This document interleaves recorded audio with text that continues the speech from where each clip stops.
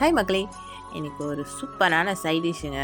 இது செஞ்சு நம்ம ஃப்ரிட்ஜில் வச்சிட்டோம் அப்படின்னா கண்டிப்பாக 1 மந்த்து கெட்டு போகாது. இது இட்லி, தோசை, சப்பாத்தி, சாதம் எல்லாத்துக்குமே சூப்பராக இருக்குங்க. நம்ம எமர்ஜென்சிக்கு சட்னி அரைக்கணுமே அப்படின்னு தேவையில்ல. ஸோ இதை வச்சிருந்தாலே நம்மளுக்கு இட்லிக்கு, தோசை எதுக்கு வேணாலும் நீங்கள் சைட் டிஷ்ஷாக வச்சுக்கலாம்.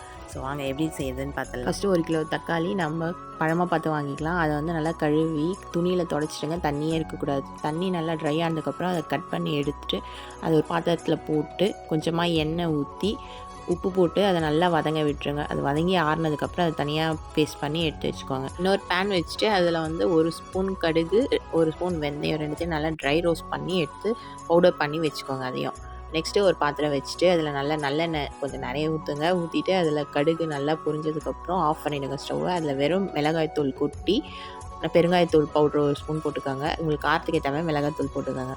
நெக்ஸ்ட்டு அதில் நம்ம அரைச்சி வச்சுருக்க அந்த டொமேட்டோ பியூரி எடுத்து ஊற்றிக்கோங்க. புளிப்பு உங்களுக்கு ஓகே அப்படின்னா விட்டுருங்க. இல்லை கொஞ்சமாக புளி போட்டு கரைச்சி இதில் ஊற்றிக்கோங்க.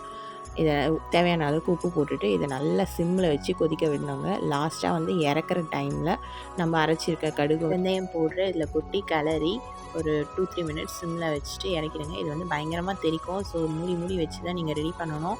இதை ஒரு ஏர்டைட் கண்டெய்னர் போட்டு ஃப்ரிட்ஜில் வச்சுருங்க. தேவைப்படும் போது யூஸ் பண்ணிக்கோங்க. ஓகே மக்களே, பாய். நெக்ஸ்ட் வீடியோவில் பார்க்கலாம்.